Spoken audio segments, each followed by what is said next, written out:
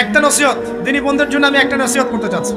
রাসূলুল্লাহ সাল্লাল্লাহু আলাইহি ওয়াসাল্লাম বলেছেন, আমাদের দিনী বোনেরা, আমাদের মায়েরা, এই নারী জাতি মাত্র 4টা কাজ করলে জান্নাতের যে কোনো দরজার ইচ্ছা প্রবেশ করতে পারবে। খুশি হন নাই? কয়টা কাজ? মাত্র 4টা। এক, যদি আমাদের দিনী বোনেরা 5 ওয়াক্ত নামাজটা ওয়াক্ত মতো পড়ে, আল্লাহ পাক তৌফিক দান করুন, বলি আমিন। 2 নাম্বার, যদি তারা রমাদান মাসের রোজাটাকে ঠিকমতো আদায় করতে পারে।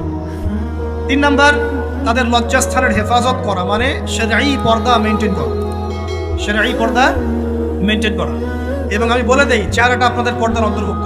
এটা নিয়ে অনেক বাকবিতণ্ডা হয় না সমাজে, চেহারা আপনার পর্দার অন্তর্ভুক্ত বিষয়, ফুল স্টপ। কিন্তু পড়েন ওলামায়ে কেরামের কিতাবগুলো ঘাটাঘাটি করেন, তাদের ফতোয়া হচ্ছে চেহারা আপনার পর্দার অন্তর্ভুক্ত বিষয়, চেহারা ঢেকে রাখবেন, আল্লাহ পাক তৌফিক দান করুন। চোখ থাকবে খোলা, ঠিক আছে।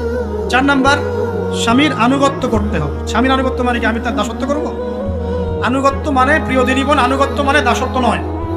আনুগত্য মানে কোরআন সুন্নাহর যে বিধানগুলো আপনার স্বামী আপনাকে পালন করতে বলবে, আপনি সেগুলো করবেন, আপনি করতে বাধ্য। কিন্তু স্বামী যদি কোরআন সুন্নাহর বাইরে কিছু করতে বলে, সেটা মানতে আপনি বাধ্য নন। স্বামী যদি আপনাকে বলে যে সুদ খাও, এই সুদি এনজিওতে আসো, নাম লেখাও। স্বামী যদি আপনাকে বলে যে আসো বেপরদায় বাইরে যাই, সাজুগুজু করে বের হও, চলো ঘুরে আসো বেপরদায়।